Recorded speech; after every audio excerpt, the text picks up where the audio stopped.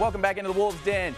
Jay Bir here with you like we always are. We're going to bring in one of my good friends, Kara Ritchie, here in just a second. But unfortunately, we got to do this. Get ready for it, guys, because I know it was tough the first time, but we got to do it a second time. Let's recap what went down last week. Arkansas State taking on the Eagles of Georgia Southern. Throw it up for me there. There it is. On the road in Statesboro. Tough place to play. They call it the Power of Paulson, but, you know, whatever. They did have a big cannon out there last night, and that was fantastic. If you guys can throw that, yeah, cut that video in there. Throw that in there. There you go. Now, that's cool. I don't care who you are. If you've got a cannon at your spot, that's pretty dope. It was Military Appreciation Day out there at Statesboro, but Arkansas State, rough start to this one. You know, Justice Hansen goes down in a sack. That was on a fourth down. They went for it a lot on fourth down. In fact, another fourth down right there. Warren Wand up the middle, could not convert either one of those. So that pretty pivotal in how this game was going to be decided down the road. Now, the first one, a little out of range of Blake Group, but, you know, hey, but still, you see the score there, 0-0 in the second quarter. Again, fourth down. They false started. This time, elected to kick the field goal. Boom. Arkansas State's got the lead. Hey, everything is going to be hunky-dory. But Georgia Southern, they came to play Wesley Fields. This was actually his only completion of the game. Yeah, 61-yard strike there. Eagles take the early, well, not the early lead, but there you see almost halftime. And then Arkansas State chipping away at it. Blake Group, though, in the groove. They cut the lead 7-6, and it just seemed like Arkansas State couldn't get much going in the earliness. Eagles, that triple option, boy, that thing is lethal if you don't stay in your lane. Shy words there. The guy can run, 36-yard run right there for them. They take what looked like a commanding lead, especially with a triple option team. Fourth down, you see it there it again. Going deep this time, converting it, however, this time. And they went for it a couple times on fourth down on this drive before Justice Hansen finds Kirk Merritt out there in the flats. Boom, gets the score. You're thinking, all right, third quarter, get the momentum going. You're down 2, could be down 1, right? No. Arkansas State elects to go for 2, tie the game. Justice Hansen, look what he does when he has time to throw back there. He got sacked quite a bit in this one, but unfortunately, the Red Wolves front 7, we talked about that last week, just wore down towards the end. Big run there. Would not score on that one, but here you go. First play of the fourth quarter, dips it outside, and there you go. 21-14. Eagles take the early lead there. That was Monteo Garrett, but Arkansas State, they did this last year against the Eagles, and it took a Justice Hansen miracle run. Could we see it again? He gets the first down there, and then they would find later, Hansen just put the game on his shoulders at this point, on his broad, godlike shoulders, and he just punches it in there. Tie game. Here we go. 5 minutes left. You've got a triple option team. You think, get them off the field. There you see the clock running down to the end, and ooh, Lord have mercy. They hit him with the reverse. Nobody on the other side, and there you go. Eagles take a very, very, very late lead. You see 19 seconds left in this one, and that would be all she wrote in Statesboro, as there's a microcosm of how the offense was rolling for the Red Wolves this past week.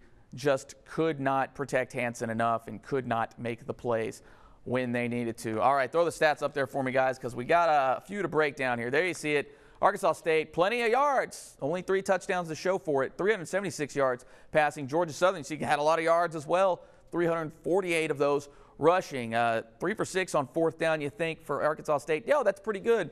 Probably a couple times where they probably should have elected to take the points, but that's neither here nor there. The penalties, like we said last week, got to reel them in. There you go. Arkansas State had fewer penalties than Georgia Southern. Georgia Southern, one of the fewest penalized teams in the nation coming into this one. You see Georgia Southern with that 1 touchdown pass and the big plays. That maybe kind of did it. A couple for Georgia Southern actually went for touchdowns, albeit that Arkansas State only had 1 play less of 20 yards or more. So you're thinking to yourself, man, oh man, what are the Red Wolves going to do now? To help us figure out what they will do now, we bring in one of my good friends here, Kara Ritchie, joining us via the Skype line here. And I guess, Kara, man, what happened in this one? How do you help me explain this to the masses? Missed opportunities, man. That's pretty much what it came down to. I was actually just going back and looking, particularly in the first half, about what the Red Wolves did once they got inside the Georgia Southern 40, and it was kind of well, it just wasn't successful. A-State had about 20 yards of offense in 13 or 14 plays Oof. once they got inside the Georgia Southern 40 in the first half. So you had 3 drives where you had great chances to score, and those 3 drives got you 3 points. So you're automatically just a little bit behind the game there in the first half, and then it put your defense in a spot in the second half and later on in the game that any one mistake that they made was magnified because you didn't get those points in the first half. And then Georgia Southern was able to hit for those big plays that you just referenced, and that was enough to put it away. Sealed the deal with that reverse, which was a brilliant play call at the end of the game, and it was over after that. And I guess the one thing a lot of people are going to look at are those fourth downs, especially early on. You know, the fourth downs later in the game, okay, understandable. You've got to score in order to keep the game, you know, tied or even close here. But early on, now the first one, it was kind of one of those tweener type of deals where, you know, you're not sure about the leg strength, but you know, later in the game you had a couple. Well, do you know what the thought process was as Coach Anderson kind of mentioned, you know, what he was thinking with those? No, to the best of my knowledge, no. I listened to his post-game audio. Of course, there was Live with the Red Wolves earlier this week. Right. I didn't hear him get into it a lot then. He will have, because he was at the Little Rock Touchdown Club on Monday, which is when he typically does his weekly press conference, he will instead have that today. So I don't know if that's brought up by the media. I'm sure he will address it. He's always very forthcoming. He doesn't back down from any questions. So if somebody asks, then I'm sure he'll get into it. But at this point in time, I haven't really heard him elaborate on those decisions. Yeah, he's never one to shy away from his play calling decisions. And in fact, and even on Monday, and maybe you can kind of hint at some of this too, he looked tired. He looked really genuinely beaten up by this loss. And I know head coaches that, you know, they get kind of a bad rap for being robotic. But this guy, I mean, he takes it personal. And I know a lot of Red Wolf Twitter was just letting him have it. And I know there's always those factions of any team. But have you noticed maybe a little change in some of the practices or just the way he's carrying himself this week, especially with the game of the magnitude coming up? Yeah, well, he did mention that from, I think, Saturday night when that one ended to maybe Monday, he had gotten about 2 hours of sleep. I know that he got back on the bus and he immediately was watching game film the second that one ended to break down what went wrong and what they could have done better. I don't know if he's necessarily, you know, beaten down or anything by it, but it was a very angry fan base Saturday night. Yeah. I was a little surprised at the anger, which, first things first, I'm never going to tell anybody not to be angry because angry beats apathetic all day, every day, and twice on Sundays. Absolutely. And you don't want to ever see this program get back to some of the apathy that was kind of what was the situation in the 90s and the 2000s. But some of the attacks were more personal. He's always going to get frustrated by that, which you can understand. He doesn't like it when fans criticize his coaching staff, and if you ever come at the players, you know, nobody's going to take that well at all. So anger is good. Personal attacks are not, and I could understand if there was some frustration there. Absolutely, and you know, the Daddy Bear is certainly rearing his head there. I guess getting back into this game, just from what you've noticed, I mean, what happened here? Because I look at the stats, and it's even hard for me to sort of digest almost 500 yards of offense. You know, they're throwing the ball all over the place. I mean, I want to say off the top of my head, I think Justice was somewhere in the realms of 30 for 50, kind of give or take on that. Better. Yeah, it's just, what on earth happened? Like, what? You know, you look at some yards like that, and you think, like, oh, they put up 40 points, but not the case. Justice was 38 for 50. 38 for 50, You can go oh. back and, so just 12 incompletions, and some of those, Jay, I'm sure you can think about right off the top of your head. There were a couple that instantly spring to mind where there was some miscommunications, and you knew that you could tell why that play wasn't successful. I can also think of 3 or 4 immediately that, honestly, the wide receiver should have caught. So you're looking at a guy that probably should have completed about 42 out of 50 passes. That's 84%. That's insane. It's ridiculous. But here's the thing as far as what cost Arkansas State. One, we need to start looking at statistics a little bit differently. And I've been dorking it up with some advanced analytics this week, I and love looking that. at some of the advanced statistics. And one of the things that that is a huge deciding factor in college football is explosiveness. And you've already referenced what the Eagles did, but instead of just looking at the total number of offense, which in this case Arkansas State had the edge on, 493 to like 408, I want to say. Yeah, something like that, 409. In front of me. Yeah. So edge was 493 to 409, and you would look and think, oh, A State should have won this based on that. But what we need to be looking at instead is yards per play. And in that situation, the Eagles averaged almost 8 yards per play, while Arkansas State only averaged 5.7. And 5.7 is a decent number. But if you go back and look, and the people who have researched this have gone back and looked at thousands and thousands of games, if a team has an average of 2 to 3 yards per play more than their opponent, they win 95% of the time. So when you add that in there, when you add the fact that Arkansas State was also -1 in the turnover margin as well, those were two massive factors that led to that make those 493 yards kind of, they don't factor in that much. Man, that is in-depth number diving there. And I guess, too, it also seemed like Justice never could really get comfortable. I mean, despite hitting as many passes as he did, he was moving around a lot back there, and there were very few times that it seemed like he had a lot of time to process things. What did you notice out of the Georgia Southern front seven and even that defense as a whole that really kind of bottled things up despite all those yards? 6 sacks, and it seemed like they came at very inopportune times for the Red Wolves. A couple of those were when Arkansas State got within that that 40-yard line of Georgia Southern. One, they just they've got great athletes. You've got to tip your cap some to Georgia Southern. Logan Hunt was a beast. That dude ended up earning Sun Belt Conference Defensive Player of the Week honors following that game, and you could make the argument that it could have been him or Monquavian Brinson for how well that dude played. But they were just very aggressive, and A-State couldn't quite come up with those plays to shut those guys down when they needed to. Do you think it was a schematic thing? Was it just a physical manhandling? Because I wasn't able to watch the entire game, but just from what I saw, I mean, they were just getting flat beat. And this is kind of something we haven't seen out of this offensive line. We know they give up a few sacks here and there just by the nature of their offense. It's going to happen. But it seemed like in this one, they couldn't get any rhythm at all. Yeah, I think it was schematics there. The game plan for Georgia Southern, remember, they did have a full extra week to game plan for this one, because it's not necessarily physicality, because I went and looked at the beginning of the season at offensive line numbers around the Sun Belt, and A-State's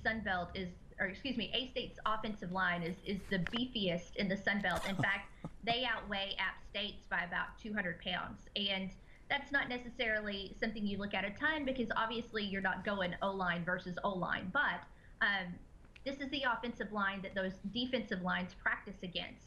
So if there's that much of a weight discrepancy, you feel like if that O-line is just leaning on these defensive linemen for that long throughout the game, that fatigue would start to be a factor at some point in time. And we really didn't see that with Georgia Southern, as again, they got a sack on the very last play of the game. So I think that goes into schematics and execution there, because A-State is not struggling with the physicality in that aspect of the game. So I think we can all breathe a little bit of a sigh of relief. And I guess, Kara, give us something to sigh about, to give everybody. I know, because things are set up a little different this year, and I think that's something that a lot of people sort of forgotten about. In fact, a couple buddies of mine didn't take some of this into account, that the fact that there are divisions this year. Yeah. So it's not like they've already sacrificed a conference title like they maybe have in the past. So I guess if there is some silver lining here, give it to me, because I need to inject it in my veins, something to be hyped for, or at least to take away from that Georgia Southern game.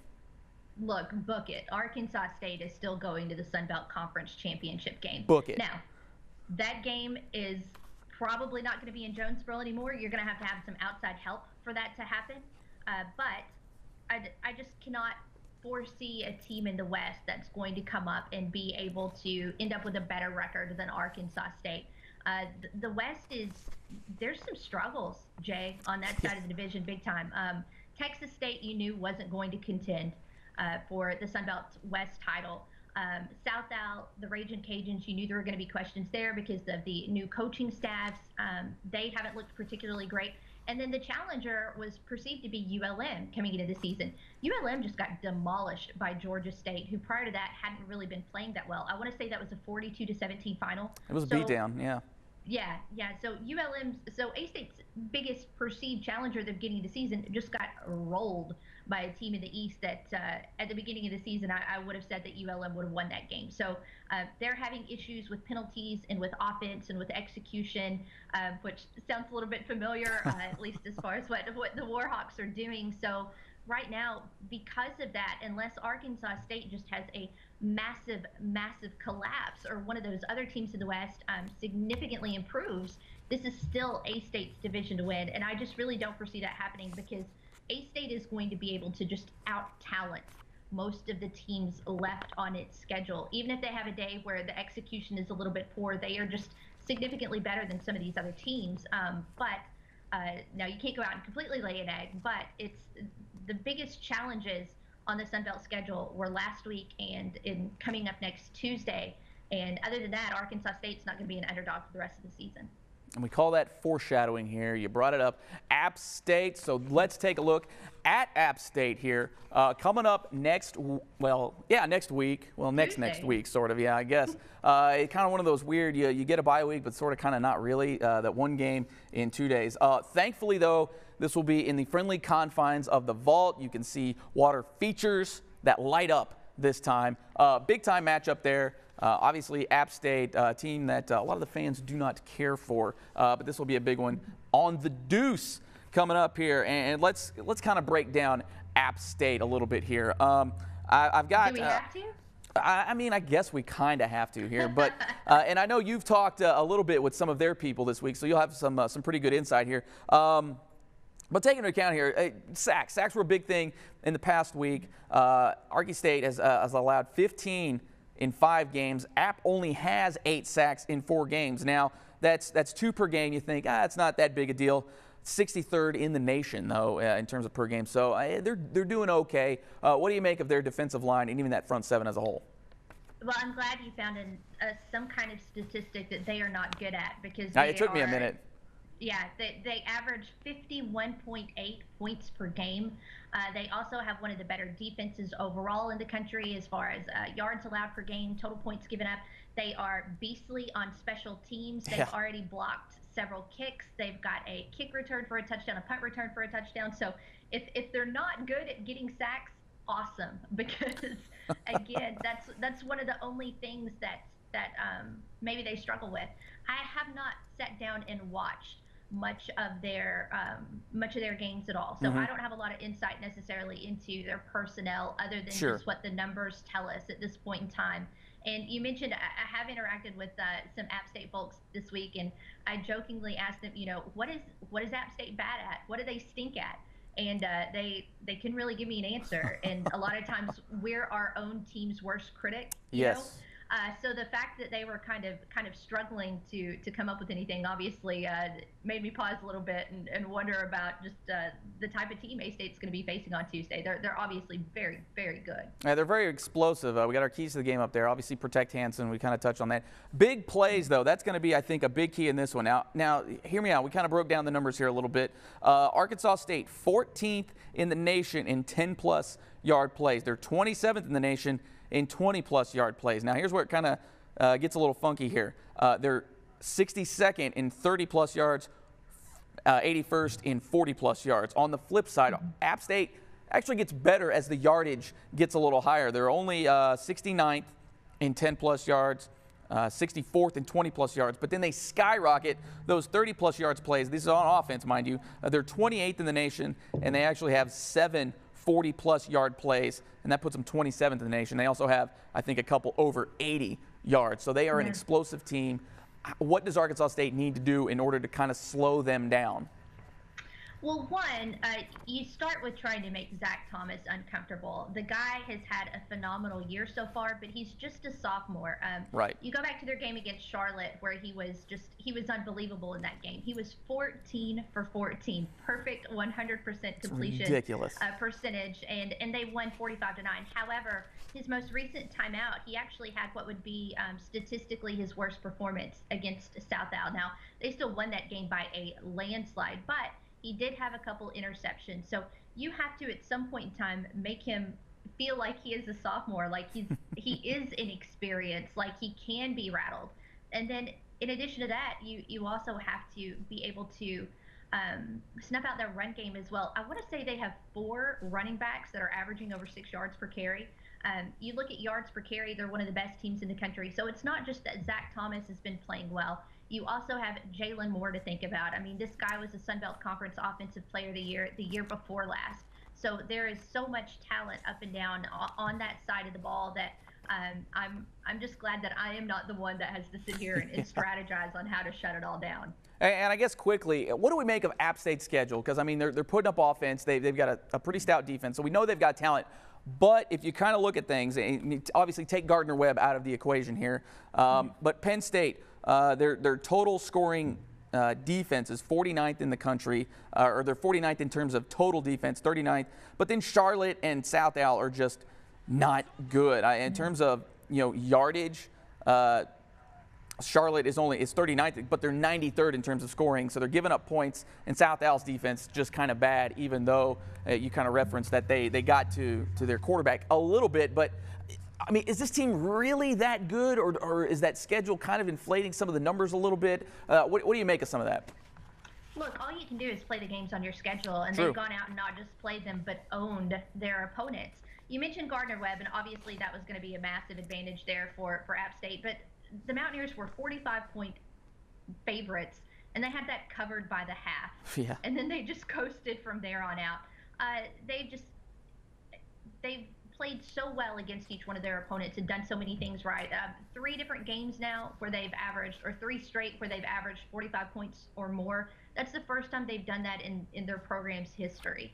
So they're doing things at a very significant level. And I mean, sure, you can critique their schedule if you want to, and obviously they're missing that game against Southern Miss. If they had gone out and ran over Southern Miss the way they had everybody else, we might be looking at Arkansas State facing a top 25 team on Tuesday. But again, all you can do is play the teams that are on your schedule, play them to the best of your ability, and App State has been able to do that.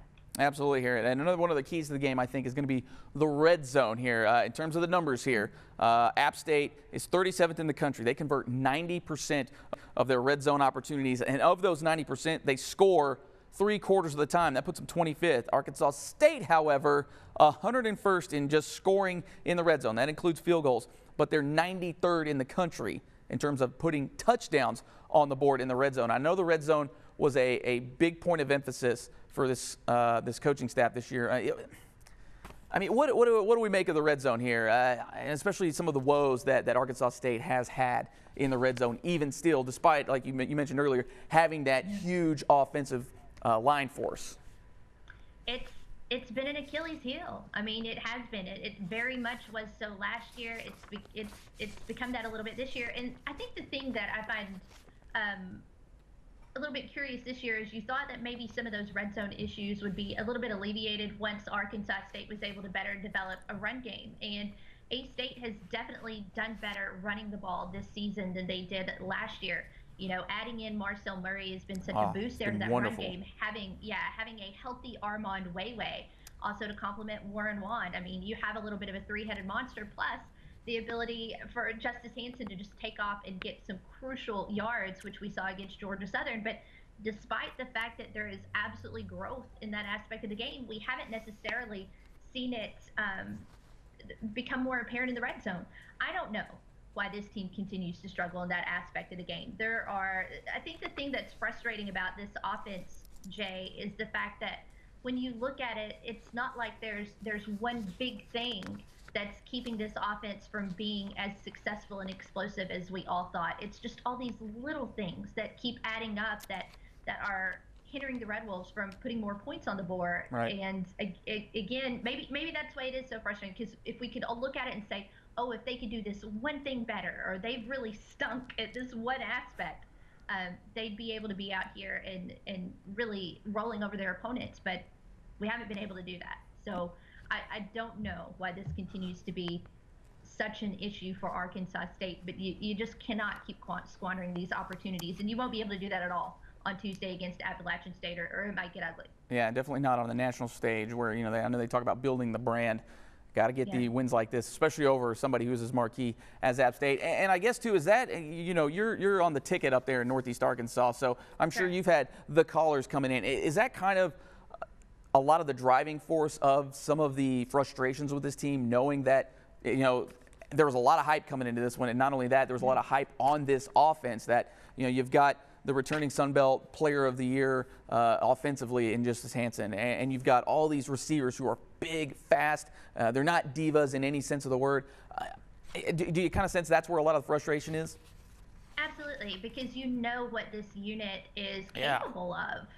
You look at the talent there. You look at Justin McKinnis and Kendrick Edwards and Bubba O and Jonathan Adams and Omar Bayless and Javonis Isaac emerging, and these three guys now that can run the ball, and of course Justice Hansen, and it continues to be a little bit of a head scratcher as to why we're not seeing more points at this point in time. And you nailed it exactly. That is why there is so much frustration. If this had been a team that was pegged to go out and just maybe be a possibility to get to the Sun Belt title game, and everybody thought they could do okay, this would be a different story. But this was a team that was picked at the very beginning of the season by any and every outlet you could find to win the Sun Belt Conference West and to challenge for the overall title. And so when you see a game like Georgia Southern where there's just these little hiccups, that's why everybody's so mad about it, because this is a team that at this point in time has still yet to play its best football. Now, that being said, I will provide the silver lining here. Blake Anderson's teams have played some of their best football when he has been an underdog. We don't know, for entertainment purposes only, how much that App State is going to be favored in this one on Tuesday, but I would guess it's probably going to be 12 and a half, 14 points, somewhere in that neighborhood. I'd imagine that, so, yeah. Yeah, they're going to be a double-digit underdog. If you go back and look, Arkansas State, I think, was about a 9-point dog when they went and played that beautiful game at Troy for that 1 week that the Trojans were ranked, and absolutely dominated them on national TV. That was one of the best games of the Anderson era, and it was when they were an underdog. The year prior, in 2015, A-State was a 10.5-point underdog when they went to Boone and then just demolished the Mountaineers on. Yeah. That game was 40-27. The final score was. That game was not that close in any way, shape, or form. So when Blake Anderson's squad seemed like they've got, you know, when it seems like they're down a little bit, that's when they rally. He's done very, very well in midweek contests. He's done very, very well when he is the underdog. And again, because we haven't seen this team play their best football yet, you know that potential is still out there. So if it clicks on Tuesday, it's going to be another amazing one to watch, and another one that we'll be talking about for several years, just like we are with App State of 15 and Troy of 16. Yep, so we'll definitely see for sure here if that goes on. Quickly here, too, another big key in this game is going to be, and we're always going to bring it up because Arkansas State is what it is, the penalties. App State also another one of these heavily penalized teams, so get your popcorn ready and your Cokes and your coffees, kids, because it could be a long one. ASU 121st in the nation in terms of penalties, 86 per game. App State, not a whole lot better. They're 106th at 72.5 yards per game. We've seen Arkansas State last week, for example. I mean, no penalties really to speak of. A couple of little hiccups. You saw a couple false starts there. But, you know, I think those are things, just nature of the offense, that we're going to see from time to time. But not a lot of those knucklehead penalties. And I think, right, yeah. But it's never consistent. And much like you alluded to with the sacks, they just don't come at good times. Same thing with a lot of these other penalties. They just seem to come at the most inopportune times. And it's just never been consistent in game to game of, you know, okay, you had a game of no penalties. Next game, you know, you'll see a bunch like we had back in a couple years ago at Utah State. You get one of those kind of games. And I asked Jeremy this last week, you know, are some of these penalties some of the things you can live with, and I don't know, some of it's just nature of the offense. You're going to have a holding call here and there. But it's really those heated ones, those personal fouls, those targetings. What can you live with, and what is really frustrating for you personally? Well, the unsportsmanlike and the personal fouls got to go. That's just got to go. We can all deal with everybody can deal with a pass interference that saves you a touchdown. Sure. You can deal with the holding. You can deal with an occasional false start or offsides, just because that's part of the game. But again, it's the 15-yarders that really hurt your team, and those are the ones that need to go by the wayside. I would be interested in, and I've looked around and haven't found this research. If there was some kind of spreadsheet somewhere, not necessarily for penalties per game, but penalties per play. Because you look, and typically these teams that have the higher powered offenses that have a faster pace are going to be penalized more, just because there's more plays, there's more opportunities. Sure. So you go back and look, and during the Chip Kelly era at Oregon was one of the most penalized teams in the country, because they were just cranking it out. They were always out there. But again, those should still maybe lead to one more false start per game, one more holding per game, something like that. There's still never an excuse for an unsportsmanlike or a personal foul or anything like that. There's just not. Yeah, and unfortunately, this one could have a couple in there, because I would imagine this one is going to be fairly heated. It's already heated in the fan bases, but I figured I think they remember a couple years ago when Arkansas State came into their house, just housed them. A little payback here, and obviously they're the big dog in the belt right now.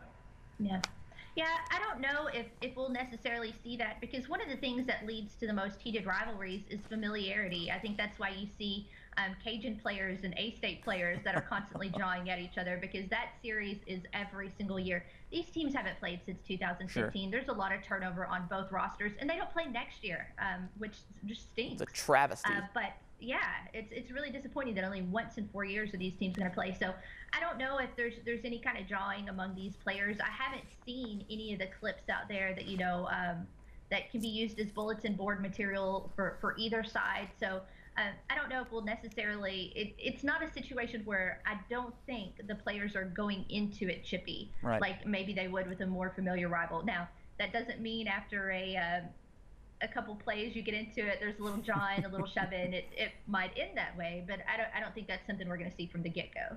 And I guess last thing here about App, how big is this game now? I mean, obviously you're already in an 0-1 hole. You don't want to fall 0-2. I mean, despite kind of what that Western division's like, but especially from a fan base standpoint, I mean, they're going to fly off the handle either way. But even in terms of down the road, I mean, how big is this game now? Are we in must-win territory? I think so, a little bit, for the fact that you've got a little bit of a malcontent fan base right now, and so a win here would go a long way towards some positivity there. Now, big picture this year, you lose to App. It's really not costing you still the Sun Belt West. Obviously, 0-2 is not great, but you're going to be okay, because everybody else in the West who plays App this year is probably going to lose to them anyway. So it's not going to cost you your big goal there. It's not going to cost you bowl eligibility. But however, it's just going to cause you some frustration again, because of how high expectations were at the beginning of the season. It's going to cost you that 10-win regular season. And that's kind of a great magical number. That double-digit wins is a big deal still. That's a great thing. It's still something that we haven't seen a ton in Arkansas State program history, period. So you don't want to cost yourself that in the regular season if you can at all go out and avoid it. And also, again, this is Arkansas State has obviously been viewed as one of the top teams in the belt for several years now, but the pecking order is shifting right now. Right now, today, you would have A-State fourth because of that loss to Georgia Southern. And if you're still going to have a top-tier program, your program has to get top-tier wins. And that's what this game Tuesday is against App State. That's the opportunity to knock off the big dog right now in the belt, because right now, this moment, the way A-State is played, they aren't it. Not at all. All right, let's touch on a couple things going on off of the gridiron here. Volleyball team had been rolling. Unfortunately, they got Texas 2 swept this past week. Soccer, the same thing, but they're still right up there with one of their best starts to their season ever. Big-time golf tournament this past week. I'll touch on them here quickly. They're up against 15 teams this week. I forget the name of the tournament off the top of my head here, but they are going up against number 33 North Florida is in it, number 25 SMU, number 10 Tennessee, and number 17 Texas A&M. So for the number 15th ranked team in the country in terms of golf, it's a big one coming up here. Basketball has also tipped off their practices, so we'll kind of start diving into them a little bit. And rugby, I got a lot of heat this past week for not mentioning the rugby team. They've been out here destroying people. In fact, they beat Texas this past week, 74-0. Week before that, Ole Miss 109-0. So that's wild here. And also, late edition here, as it was announced on Wednesday, NAL Charles, Women's SBC Runner of the Week. So she's out here getting it. Kind of what do you make of some of the Olympic sports here going on as we go forward here?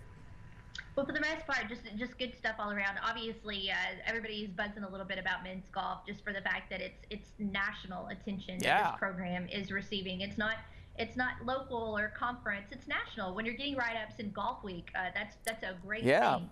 And Mike Hagan obviously has very high expectations for his program and his guys, and I'm fascinated to see how that is going to continue out throughout the fall, and then how they'll be able to keep that momentum after a long break and get back into the spring. So definitely going to be keeping eyes on some golfstat.com over the weekend to keep up with what they do. Soccer. I went back and looked, and soccer's off to a good start. They had a good year last year, so that's not necessarily surprising. But I think their goal now is just to have some more success in the postseason. This is a team that has only, I think, once in the 2010s won a Sun Belt Conference tournament game. So let alone the tournament. Yeah, this team has to get there, and then they have to make a run. And no doubt whatsoever that they'll get there. I don't think, just looking around at some of the standings, where I think Arkansas State is either in a tie for 4th or 5th right now, but they've got some talent there. They'll be able to do that. And then volleyball, a little hampered, I think, by injury right now, and they just played some of their toughest challengers in all of the Sun Belt. Texas State, who swept them, was a unanimous, I think, pick in the West. If not unanimous, they were only missed out on that by, I think, about 1 vote or so. And if you look back at those scores, those were very competitive games. It's not like A-State was losing 25-15 or anything like that. It was like 25-22, 26-24. So they went neck to neck with, or excuse me, toe to toe with one of the best teams in the belt. I don't know why I would say neck to neck. I think I'm reading news on the screen here. But they went toe to toe with one of the best teams in the belt, and held their own on that team's home court. So there's some positive there for Coach Rue's squad. All right, so good stuff happening all around, even though it was a little bit of a rough weekend this past week. Maybe the Red Wolves all over can get things going here. Kara, for the people who don't know, where can they find you? What are you doing, when you doing, and all that good stuff? I am on 95.3 The Ticket every Monday through Friday from 11 a.m. to 1 p.m. We talk a lot of A-State, so that'll be on the docket today. In fact, we've got a conversation with Coach Brian Boyer coming up as we start to shift gears a little bit to basketball season. But fans can listen in online at 953theticket.com. And then also you can download an app, the TuneIn app, and then search for KNEA. And again, you'll be able to catch us every day. So A-State fans, come on with it. That's it. We've got plenty of content for you. And you saw the Twitter handle there, Kara_Richie. They also have a wonderful SoundCloud channel as well. My favorite, obviously, is when you do the T Motivational on Tuesdays. It's Wednesday. Every Wednesday, yes, that's right. Yeah. Every Wednesday at noon, A-State AD Terry Mahadra comes in and hangs out with us. And look, never a dull moment. You never know where those conversations are going to go, but always, obviously, a lot of great A-State talk and things that that involve Sun Belt Conference and just college athletics overall as well. So always enjoy those conversations. He's definitely got hot takes there. Kara Richie, thank you, girl, for coming with us. I'm sure we'll have you back in for future episodes, but we certainly appreciate you. All right, thanks, Jay. Wolves Den number 2 for you here. Make sure you click on Fox 16. Share it with your friends. Share it with your mom, your dad. I don't care. Just watch the show here as we're giving you all things Red Wolves coming up for you here. I want to thank you again, Kara Richie, for joining us here Jeremy Harper, we had him last week. I'm sure we'll get him in here again as well. That'll do it for us here in the Wolves Den, guys. We'll see you next week.